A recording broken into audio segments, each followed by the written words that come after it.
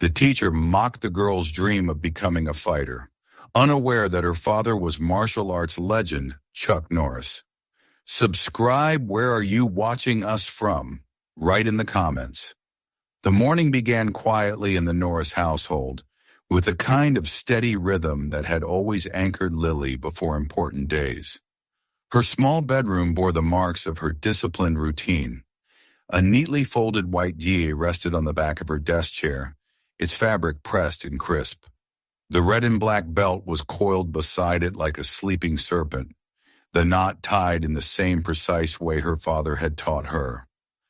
Above the bed hung framed photographs, one of her standing in a row of young students in matching uniforms, another of her father, Chuck Norris, holding her in his arms after she'd earned her first medal at a local tournament. There was no clutter, no stray socks or half-read books. Even the stuffed tiger she'd had since she was 3 sat in a dignified position on her pillow, as if it too respected the order of her space. Downstairs, the smell of oats simmering on the stove greeted her. Her mother moved with practiced efficiency, sliding a bowl toward her just as Lily came to the table.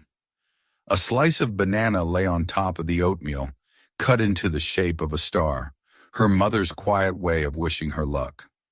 Beside the bowl was a tall glass of water and a folded piece of paper. Lily unfolded it to find her schedule for the day, printed neatly in her father's blocky handwriting. 7:30, eat. 7:50, pack bag. 8:10, review talking points. 8:25, leave. At the bottom in red ink were 3 words he had drilled into her since she could walk. Regimen, repetition, respect. She ate in measured bites, not because she wasn't hungry, but because she liked the rhythm of chewing and swallowing at the same pace every morning. Her father always said the body liked predictability. When she finished, she wiped her mouth and carried her bowl to the sink, then went upstairs to dress. The G slid over her shoulders like an old friend. She tightened the belt knot until it sat snug against her waist, then took the folder from her desk and slipped it into her backpack.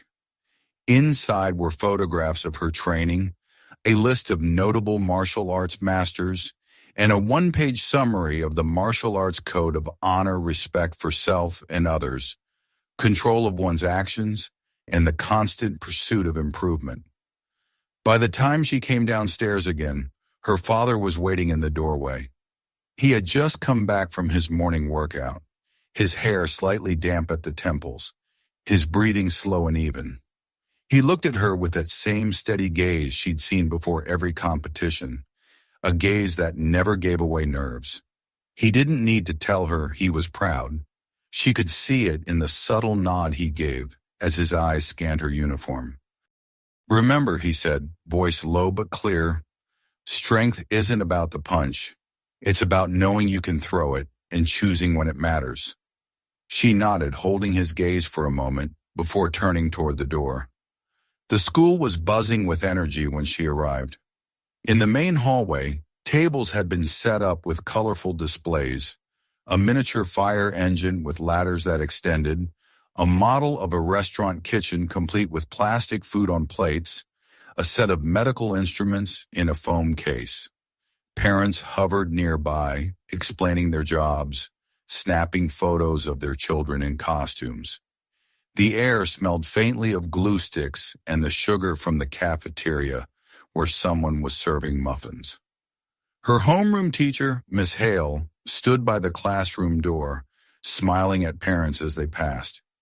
She seemed to save her brightest smiles for the parents who carried the most elaborate displays. Inside the classroom, the chatter was almost deafening.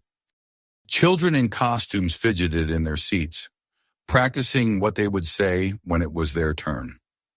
A girl in a miniature police uniform twirled plastic handcuffs around her finger.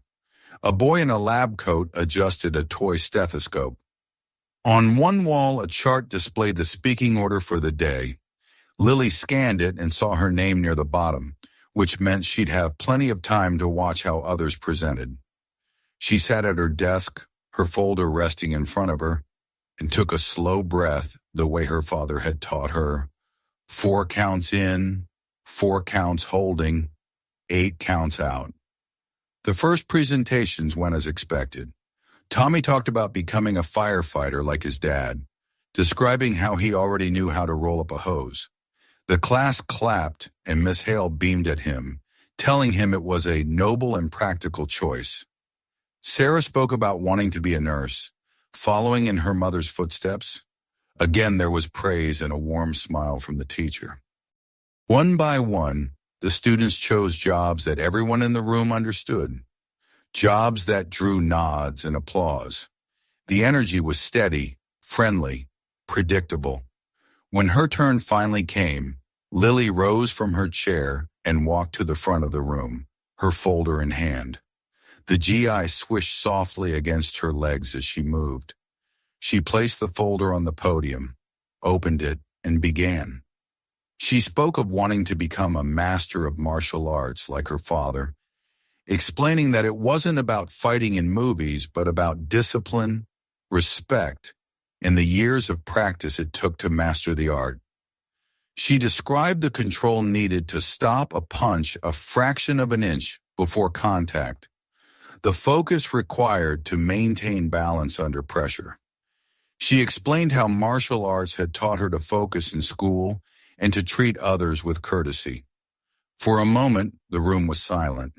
She saw 1 or 2 curious expressions, but then the first muffled giggle came from the back. Another child whispered something, and more laughter followed. She caught fragments, dragons, break walls, and felt heat rising in her cheeks. She kept speaking, her voice steady, but the laughter was a current pulling at her words. Then came the worst blow. Miss Hale tilted her head and smiled in a way that didn't reach her eyes. "That's quite imaginative, Lily," she said, her tone light, almost sing-song.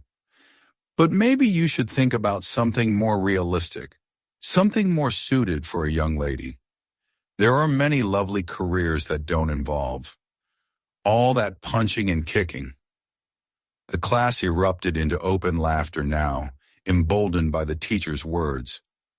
Someone mimed a wild karate chop. Another child whispered, "Hi-ya!" loudly enough for everyone to hear.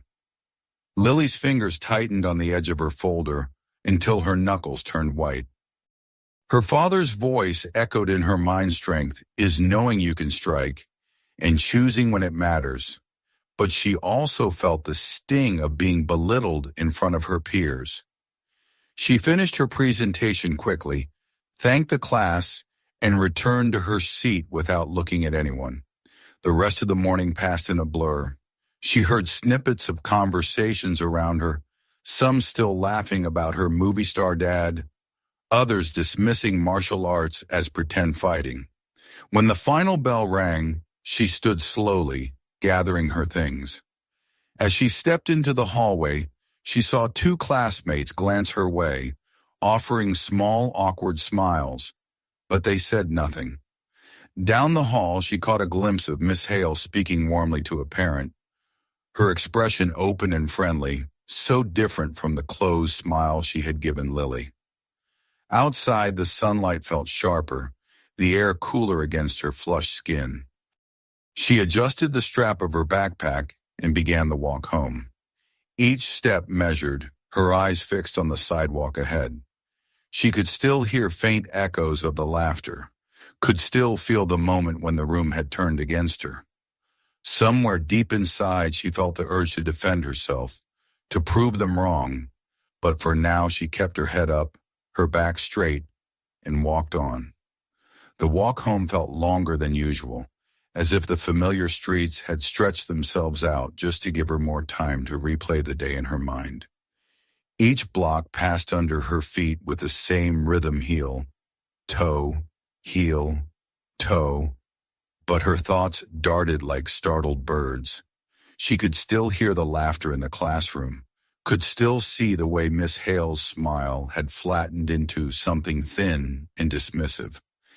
Even the soft swish of her GI against her legs as she walked felt heavier now, as though it carried the weight of every snicker and whispered joke. She kept her gaze low, not wanting to meet the eyes of anyone she might pass.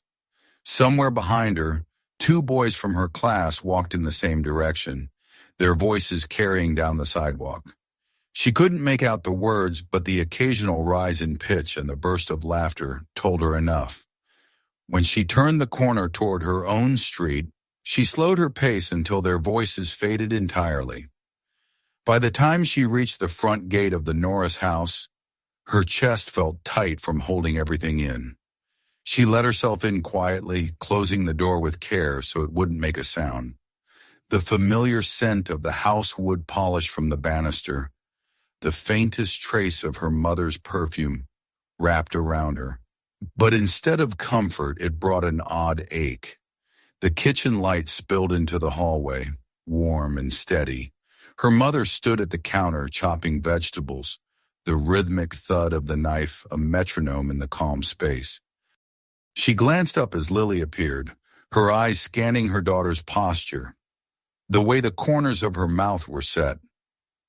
"You're home earlier than I expected," she said gently, but she didn't push for an answer right away. Instead, she set down the knife, wiped her hands on a towel, and poured a glass of water, sliding it across the counter.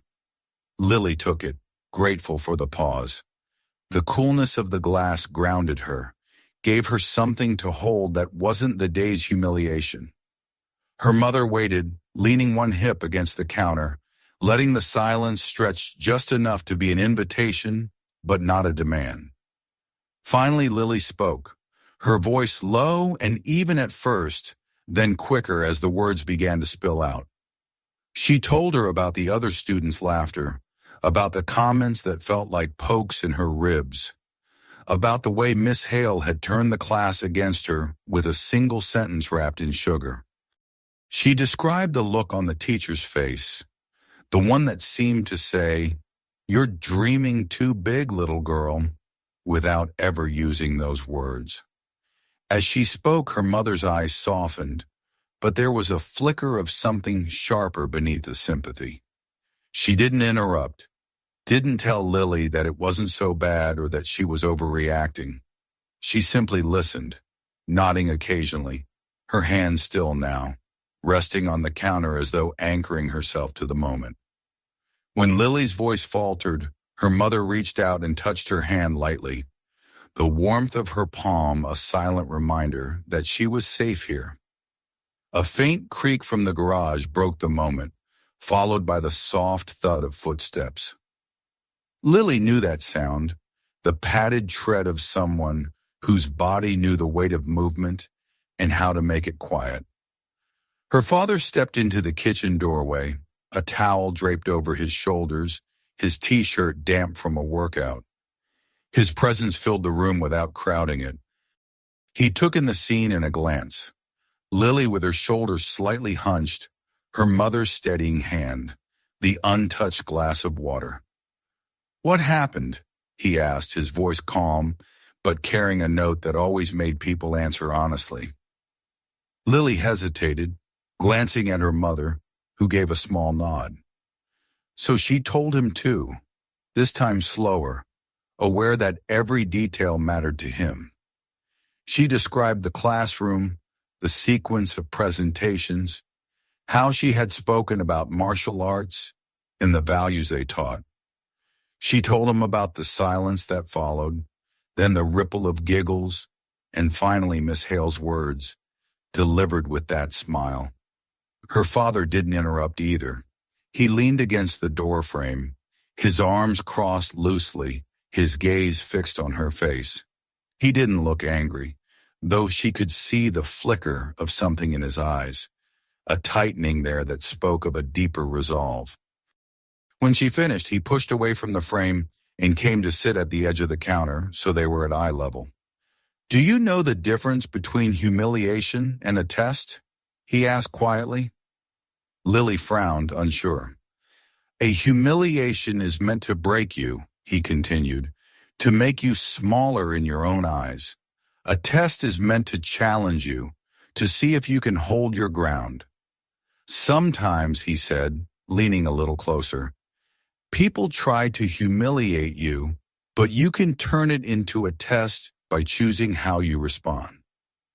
She thought about that, about the difference between being the target of laughter and deciding not to let it define her. Her mother added softly, "And the people who laughed or let the laughter happen told you more about themselves than they did about you." There was another long moment of silence, this one heavier but not suffocating. Then her father straightened. "I think," he said slowly, "that we should give them a better understanding of what martial arts really are, not through words alone, but by showing them." His eyes met hers, and she recognized the steady light there, the same one she'd seen before he stepped onto a mat or into a competition. "What do you mean?" she asked, curiosity edging out the leftover sting of the day. "I mean," he replied, "that I'll come to your school, not to confront anyone, not to argue, but to demonstrate.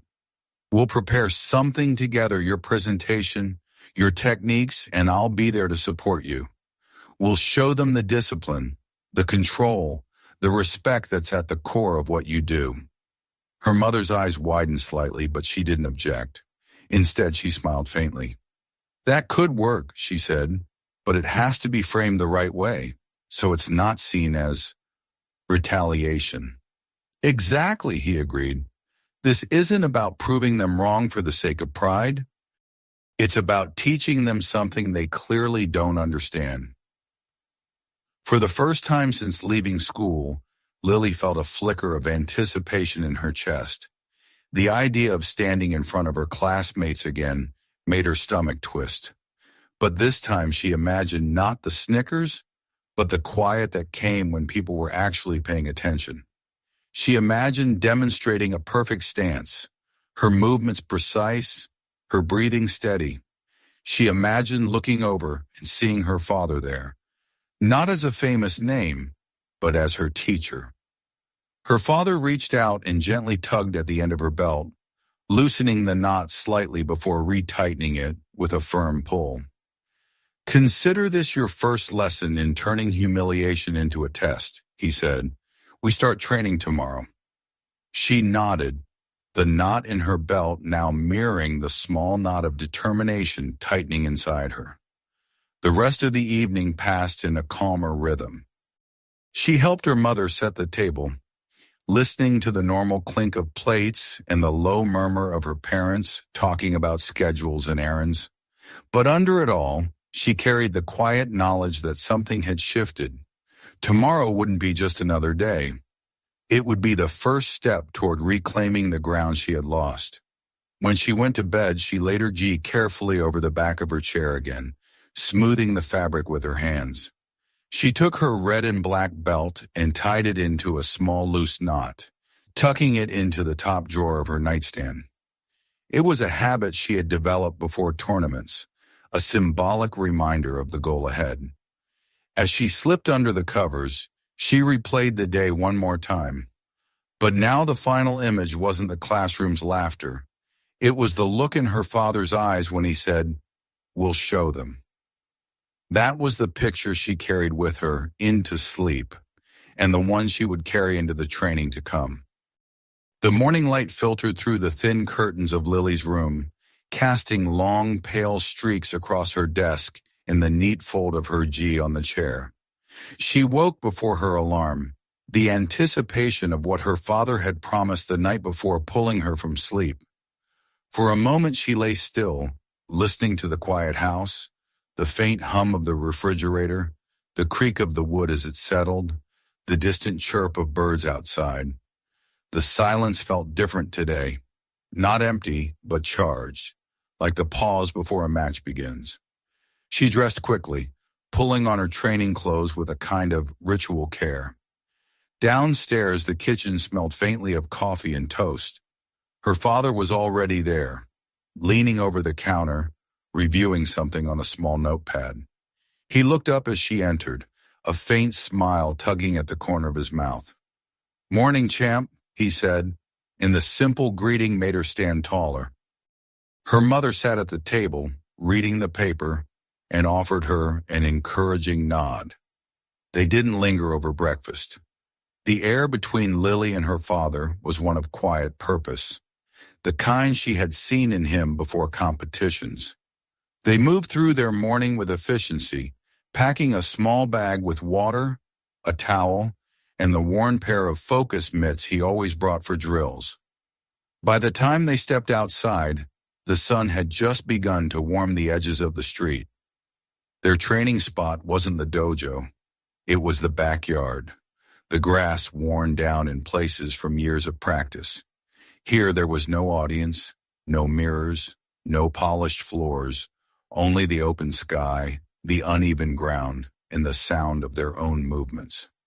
Her father began with the basics, not because she didn't know them, but because, as he reminded her, a strong foundation was what separated those who impressed for a moment from those who impressed for a lifetime. They moved through stances, footwork, and balance exercises. At first, Lily found herself eager to get to the more dynamic techniques she imagined showing her classmates, but her father's steady voice kept her anchored. "If your stance is weak, everything else falls apart," he said, circling her as she held a low, steady position. He adjusted her posture with small taps to her shoulders or hips, never scolding, always correcting. As the drills became more intense, sweat began to bead along her hairline, and her legs ached from holding positions longer than she thought possible. Her father's pace was relentless but measured. He didn't push her into exhaustion. Instead, he tested the edges of her endurance, expanding them little by little. When she moved to striking drills, the mitts snapped under her fists and feet, the sound sharp and satisfying in the morning air. Between rounds they talked, not about school or the laughter she'd faced, but about the principles behind each movement. He explained how discipline in training translated to discipline in life, how every punch and block was also an exercise in focus, self-control, and respect. He spoke in the calm, deliberate tone of someone who had taught these lessons, not just in words, but through decades of living them. By the third day of their preparation, the training had shifted from purely physical drills to the structure of the demonstration they would give at the school. Lily had imagined something flashy at first, a sequence of kicks and punches that would draw gasps, but her father steered her towards something deeper. "If we just show them speed and power, they'll think it's about fighting," he said. "We need them to see it's about discipline and respect." They began choreographing a series of movements that told a story. Lily would start with a bow, explain briefly what each stance represented, and demonstrate with slow, precise movements before building to faster sequences. Her father would join her midway, showing control techniques, safe takedowns, and the discipline of stopping just short of contact.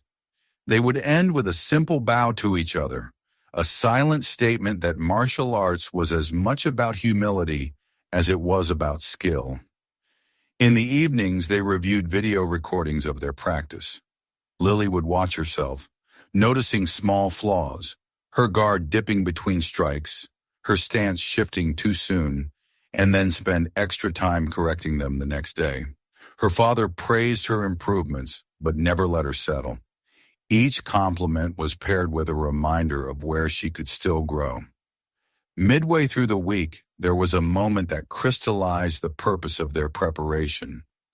Lily was working on a takedown sequence, moving through the motions with focus, when she stumbled slightly on the uneven grass. She caught herself quickly, but frustration flared in her chest. She turned to reset, but her father stopped her. "Don't reset," he said. "Recover." He showed her how to adapt in the moment, how to turn a mistake into a new movement without breaking the flow. "Life won't give you perfect conditions," he reminded her. "You have to work with what's there." By the end of the week, her body was sore in places she hadn't noticed before, but her movements had grown sharper, her balance steadier. More than that, something inside her had shifted. The memory of her classmates' laughter was still there, but it no longer felt like a wound. It was more like a challenge waiting to be met. She began to think less about proving them wrong and more about showing them something real, something worth respecting, even if they didn't understand it at first. On the final night before the presentation, the three of them sat together in the living room. Her mother had been watching their progress quietly all week, offering encouragement, but giving father and daughter space to work. Now she leaned forward, her expression warm. "You've put in the work," she said to Lily. "Tomorrow isn't about them. It's about you showing the truth of what you love." Her father nodded in agreement. "And remember," he added, "respect isn't something you demand. It's something you earn, and sometimes you earn it by showing it first." Lily went to bed that night with her gi laid out once more, her belt coiled neatly beside it. She lay awake for a while, listening to the quiet hum of the house, her mind running through the sequences they had practiced. This time, when she imagined standing before her classmates, she didn't hear their laughter. She heard the crisp snap of her strikes, the steady rhythm of her breath, and the silence that comes when people are truly paying attention. She closed her eyes with that image clear in her mind, knowing that in less than 12 hours, the moment they had been preparing for would arrive. The morning of the school presentation dawned with a sky the color of pale glass, the early light diffused through a thin veil of clouds. Lily woke before her alarm again, but this time there was no restless edge in her chest. The week of training with her father had stripped away the unease, replacing it with a quiet steadiness. She rose from bed, already feeling the weight of the day ahead, but it was not a burden. It was the kind of weight a martial artist carried before stepping onto the mat, and understanding that the moment would not come again and must be met fully. Her GI hung on the back of her chair, the white fabric crisp from the careful wash and press her mother had given it the night before.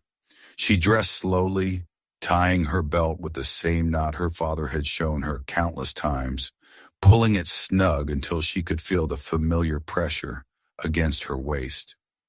Downstairs, her father was waiting, his own GI on beneath a dark jacket. He said little, simply nodding as she entered, the faintest smile breaking his otherwise calm expression. The ride to school was quiet, the hum of the engine filling the spaces where words might have been. Her mother drove, glancing at her in the rearview mirror now and then, but not intruding on the focused silence. As they pulled into the school's parking lot, Lily saw the small crowd already gathered inside the gym through the open double doors. Parents stood with coffee cups in hand, teachers clustered near the stage, and students milled about in their uniforms, buzzing with anticipation. Inside, the gym smelled faintly of polished wood and the sugary glaze from the donut table set up near the entrance. The Day of Professions banner hung high across the back wall, its bright letters a contrast to the subdued colors of the folding chairs and the muted chatter of the adults. Lily followed her parents to the row of seats near the back, scanning the room. She could see her classmates gathered in small groups, some pointing and whispering, their expressions carrying the same skepticism that had stung her a week earlier. Her father stood beside her, hands clasped behind his back, his gaze moving over the crowd with the easy composure of a man who had faced far greater audiences. When their eyes met, he gave her a short, almost imperceptible nod. It was not a command but a reminder of what they had built together over the last week. The program began with the principal introducing the day's lineup. One by one, students came to the stage to speak about their parents' professions or their own future ambitions. A boy spoke about firefighting, his father standing proudly beside him in his uniform. A girl described her dream of becoming a veterinarian, showing photos of herself at the local animal shelter. The presentations were polite, safe, and well received. When Lily's name was called, a ripple of interest passed through the room. She walked to the front, her father following, and stood in the center of the stage. The microphone was adjusted for her height, its thin metallic scent filling her nose as she took a breath. She began, her voice steady, introducing herself and explaining that her passion was martial arts, something she hoped to pursue for the rest of her life. She spoke of her father not as an actor or public figure, but as a martial artist who had dedicated decades to his craft, someone who taught her that respect and discipline were worth more than applause. A murmur of recognition moved through some of the adults when they heard his name, but in the cluster of her classmates near the front, there were smirks and barely contained laughter. She caught the eye of the teacher who had dismissed her dreams before, the woman's polite but unmistakably skeptical expression unchanged from the week before. The air seemed to thicken for a moment, the memory of that earlier humiliation pressing in. Then her father stepped forward. He bowed to her first, a gesture so simple yet commanding that the room seemed to shift. Without a word, they began the sequence they had practiced. At first it was slow and deliberate, stances held with precision, footwork measured, the quiet rhythm of controlled breathing, audible in the hush that settled over the audience. Each movement was crisp, the lines of her posture exact, the turn of her head sharp but graceful. As they moved into faster sequences, the sound of her strikes against the focus mitts cracked through the gym like distant thunder. She felt the strength in her legs, the stability in her core, the connection between breath and movement that her father had drilled into her all week. There was no room now for thoughts of who might be watching or judging. There was only the sequence, the flow from one technique to the next. Midway through, her father demonstrated a control technique, letting her execute a takedown that brought him to one knee without force or aggression. She offered her hand, pulling him smoothly back to standing, and they continued. The rhythm between them was seamless, a conversation without words built on trust and countless hours of practice.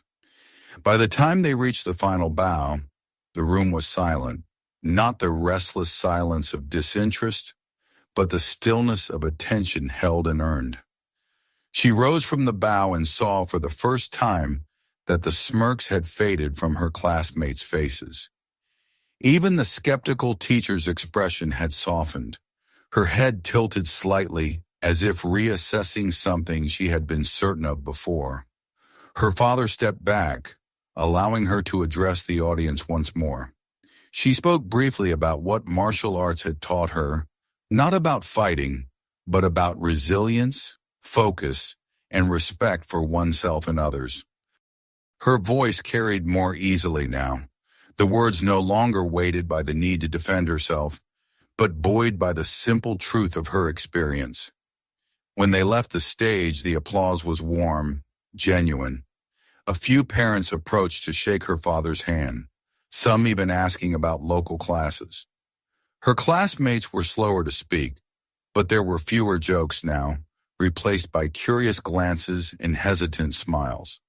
The teacher who had once dismissed her dream stopped her on the way back to her seat, offering a measured nod.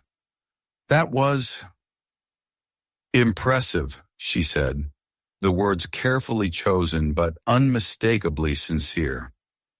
Back at their seats, her father leaned toward her, his voice low so only she could hear. "You didn't just show them what you can do," he said. "You showed them who you are." Lily felt the weight in her chest ease, replaced by a quiet pride that was hers alone, no longer tied to anyone else's approval. The day had started as a chance to prove something, but it had ended as something more, a confirmation that the truth, when shown with discipline and grace, was stronger than any laughter or doubt. And as the next student took the stage, She realized that the moment would stay with her long after the gym had emptied, the banner had been taken down, and the smirks had faded into memory. The energy in the gymnasium lingered long after Lily and her father had stepped down from the stage. The warmth of the applause still seemed to hum in the air, though now the sounds in the room had shifted back to murmured conversations and the occasional scrape of a chair leg against the floor. Lily sat between her parents, her GI still neat despite the exertion, her hands resting loosely in her lap. She could feel her father's calm presence beside her, his posture as relaxed as if nothing unusual had happened, though she knew he was pleased. The next presentations went on as scheduled, students speaking about doctors, engineers, and store owners. But there was an undercurrent now, a subtle change in the way people were listening. Every so often, someone's eyes would drift toward her and linger just a fraction longer than before. The skeptical glances from earlier were gone, replaced by something more curious, even respectful. It was a small shift, but Lily noticed it in the way her classmates avoided smirking, in the way their whispered conversations no longer carried the same mocking edge. The teacher who had once stood at the front of the class with that cutting, amused tone was now quieter than usual. She clapped politely for each speaker, but her eyes kept flicking toward Lily, as though reevaluating every assumption she had made. When their gazes met briefly, there was no trace of the condescending smirk. Instead, there was a momentary hesitation, as if the woman was considering something she wasn't quite ready to admit out loud. When the event ended, the gym emptied into the hallway where parents and students mingled. Lily was surprised to see some of the very classmates who had laughed at her earlier in the week now approaching with hesitant smiles. They asked questions: how long she had been training, if her father taught her every day, if she could really do the techniques they had seen without him holding the pads. The questions were still tinged with awe, but they were real questions, not bait for more jokes. She answered simply, without showing either resentment or smugness. Her father's voice was in her mind, reminding her that respect earned through action was more valuable than any verbal defense. As they made their way toward the exit, the teacher stepped forward. She stopped in front of Lily, her expression carefully composed. "You did very well today," she said. The words were plain, but the tone was markedly different from anything Lily had heard from her before. There was an edge of reluctance in it, but also sincerity. "It was clear you've worked hard." Lily nodded, thanking her politely. It wasn't an apology, but it was something in acknowledgement, however small, that the mocking dismissal had been replaced by recognition. Outside, the crisp afternoon air felt lighter than the morning had. Students and parents streamed into the parking lot, many still talking about the day's events. A few adults approached her father, shaking his hand, some openly sharing how much they admired his work over the years. He was gracious with each of them, always redirecting the attention back to Lily, making it clear that the day had been hers. Back at home, the house was quiet except for the soft hum of the heater and the distant clink of dishes from the kitchen where her mother was preparing tea. Lily changed out of her GI, folding it neatly, the fabric still holding the faint scent of the gym's wooden floor. She felt both tired and energized, as if the effort of the morning had unlocked something in her. It wasn't just that people had seen her skill, it was that they had seen her stand in a space where she had once been belittled and hold her ground without anger, without trying to humiliate anyone in return. Later that evening, as they sat together in the living room, her father spoke more openly. He told her how proud he was, not because she had performed well, but because she had handled the entire day with dignity. He explained that there would always be people who laughed at ambition, who mocked what they didn't understand, and that the only way to truly change their minds was through consistency, through living in a way that left no space for their doubts to take root. She listened intently, feeling the truth of his words settle into her. Over the next few days, she noticed how the atmosphere at school began to shift further. The laughter that had followed her in the hallways after her first announcement was gone. In its place were nods of acknowledgement, quiet greetings, and the occasional request for her to show a technique. Requests she politely declined unless she was in the proper place to demonstrate them. Even the teacher seemed to treat her with a more even tone, calling on her in class without the subtle edge of challenge that had once been there. It wasn't that everyone had suddenly become her friend, or that all skepticism had vanished, but the overt mockery was gone, replaced by a kind of watchfulness. People were waiting to see if the display in the gym had been a one-time performance, or if it was simply who she was. Lily understood that this was the real work now, to continue living up to the standards she had set for herself, not to satisfy others, but to remain true to the person she had become in the process of preparing for that day. One afternoon, as she was gathering her things at the end of class, the teacher approached her again. This time, there was no hesitation in her tone. She asked if Lily might be willing to speak to the younger students about martial arts, not just about the skills, but about the discipline behind them. It was a small gesture, but Lily recognized it for what it was, an admission that her dream was not only real, but valuable enough to be shared. She agreed, her voice calm, knowing that she would prepare for that talk with the same care she had given the demonstration. At home, she shared the news with her father. He listened quietly, a slight smile playing at the corner of his mouth. "You've turned the tide," he said, "not by force, but by example. That's the most powerful way there is." As evening settled in and the house grew still, Lily felt a deep, steady sense of peace. The path ahead was still long, but she had crossed an important threshold. The echoes of laughter from that first day had faded into something distant and unimportant, replaced by a different kind of silence. The kind that came when doubt was slowly, steadily giving way to respect. She didn't know exactly what challenges would come next, but she knew one thing with certainty. She would meet them the same way she had met this one, with focus, discipline, and the quiet strength her father had taught her. And for the first time since she had stood in front of the class, declaring her dream, she no longer felt the need to prove anything to anyone but herself. The days after the day of professions slipped into a quieter rhythm. Though beneath the calm, Lily could feel the difference in how the world seemed to move around her. Where once there had been a current of dismissal and disbelief, there was now an undercurrent of watchfulness and awareness from her classmates and even some of the teachers. It was as if the performance in the gymnasium had left an echo in the walls, something people could not quite forget no matter how much they tried to return to their routines. At home, life went on as it always had.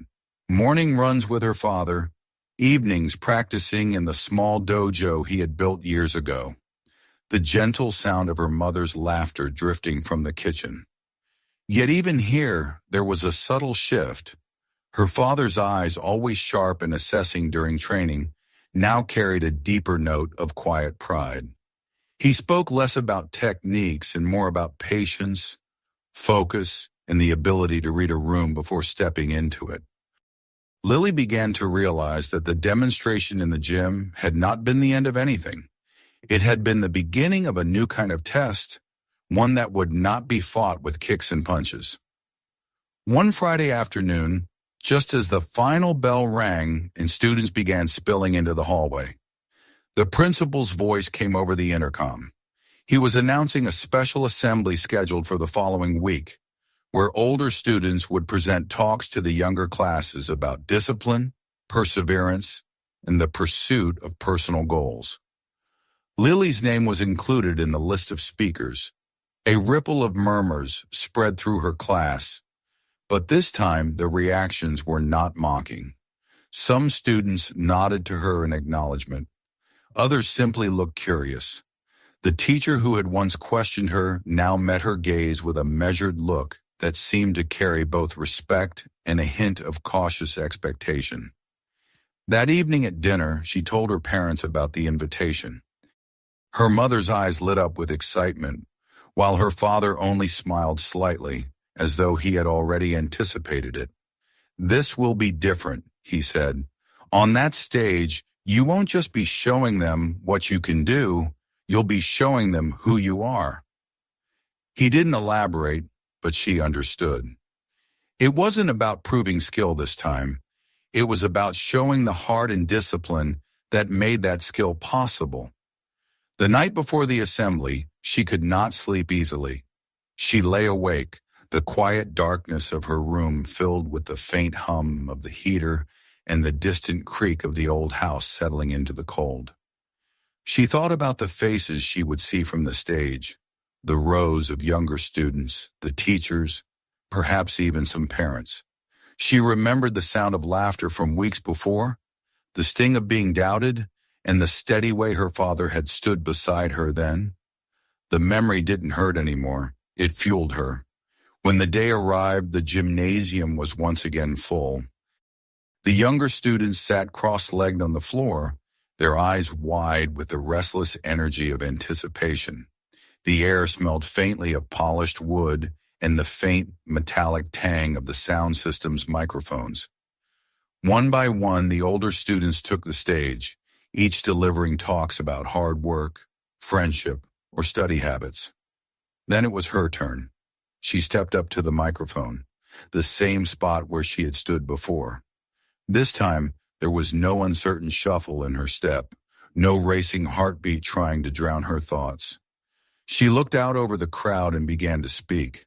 Her voice was calm, not rehearsed, but grounded in something she had lived. She told them about the first time she had walked into a dojo, how the mats had smelled of effort and discipline, how she had fallen more times than she could count before she had learned to stand with balance. She spoke about the mornings when it was still dark outside, when her legs ached and her arms felt heavy, but she trained anyway because each day mattered. She told them how her dream had been laughed at, even by people who were supposed to guide and encourage her, and how she had learned that someone else's disbelief was not a measure of her worth. There was no boasting, no dramatic flourish. She didn't need them. Her words carried the quiet weight of truth, and as she spoke, she could see the change in the younger students' faces.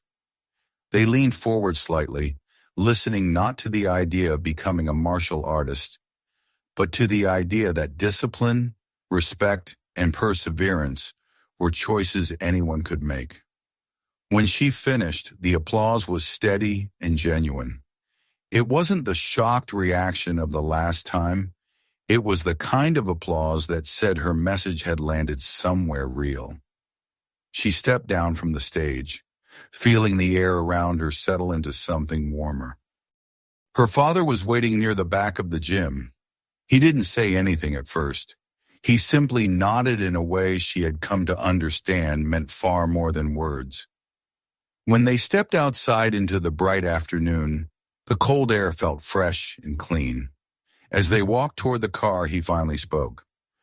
"Today you didn't just stand up for yourself. You gave them something to carry with them. That's the mark of a true martial artist, not the strength in the body, but the strength you leave in others." The ride home was quiet, but it was a comfortable silence. Lily sat in the back seat, watching the winter light filter through the bare branches along the road, feeling a sense of completion settle over her. She knew the road ahead would still be full of challenges, both in training and in life, but the memory of these weeks, the laughter, the doubt, the moment of proof, and the final respect would stay with her. That night she returned to the dojo alone. She tied her belt, stepped onto the mat, and bowed toward the empty space, feeling the familiar stillness settle into her bones. She began her forms, each movement precise, not for an audience, but for herself. Outside, the wind moved through the trees, and the house stood quiet, holding the kind of peace that comes when you have faced something hard and come out stronger. In the end, it wasn't about the demonstration or the speech. It was about knowing that the person she had become was the one she had always wanted to be. And in the quiet rhythm of her breathing, in the solid connection of her feet to the mat, she felt the truth of her father's words. Strength was not measured in how hard you could strike, but in how deeply you could stand. Subscribe for more stories, watch our other videos, and share this one with your friends.